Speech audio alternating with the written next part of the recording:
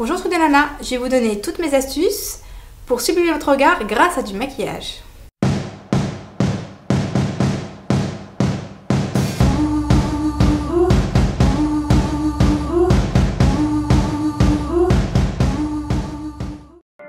C'est parti. Première astuce. Déjà, observez le modèle. La Clémence a une belle paupière mobile avec une grande paupière fixe.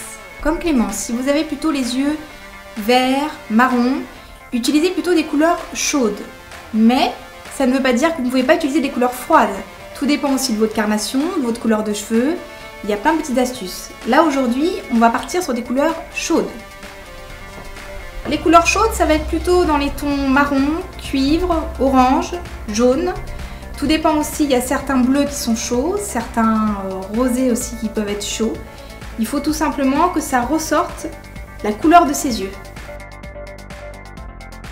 Pour Clémence, on va déjà travailler sa paupière mobile. Première étape, on va d'abord mettre un fard plutôt de couleur claire sur toute sa paupière mobile.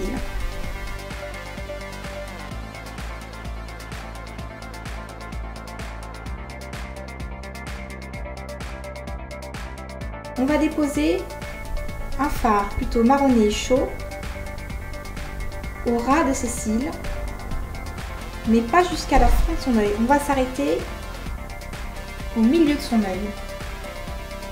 On dépose la matière, tout simplement. Deuxième étape, nous allons prendre un pinceau qu'on appelle estompeur, alors plutôt à bout rond et plutôt large, pour donner un effet fumé, donc dégradé.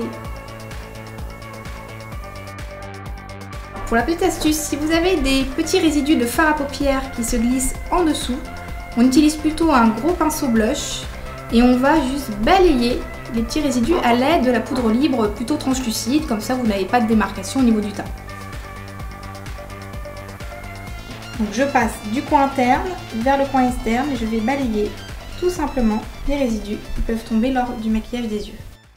Là, je vais appliquer plutôt un fard clair sur l'arcade de Clémence pour accentuer son arcade et donner un petit peu de lumière à son regard. Et on peut l'étirer jusqu'au sourcil et mettre également dans le coin interne de l'œil. Là, je vais positionner un fard foncé en dessous à la base de ses cils inférieurs. Par contre, évitez de cerner tout l'œil. Généralement, on s'arrête à peu près un tiers de l'œil et on le dégrade vers l'intérieur.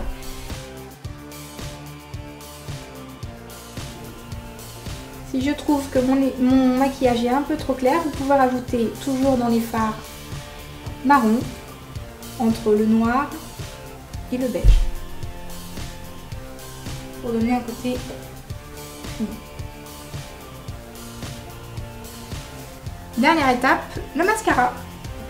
Analysez vos cils tout d'abord, s'ils sont plutôt fins, s'ils sont plutôt épais, est-ce qu'ils ont besoin d'être plutôt allongés, est-ce qu'ils ont besoin d'être plutôt recourbés. Vraiment faites attention à ça. C'est une question d'habitude, c'est une question de matière. Si vous avez plutôt des cils plutôt fins, il va falloir plutôt pencher vers un mascara volumateur. Si vous avez plutôt des cils épais, on va plutôt jouer sur la longueur, donc il y a des mascaras qui s'appellent allongeants. Après, en termes de brosses, vous avez des brosses silicone ou à poil. On travaille toujours son mascara de la base de ses cils et on remonte tout simplement .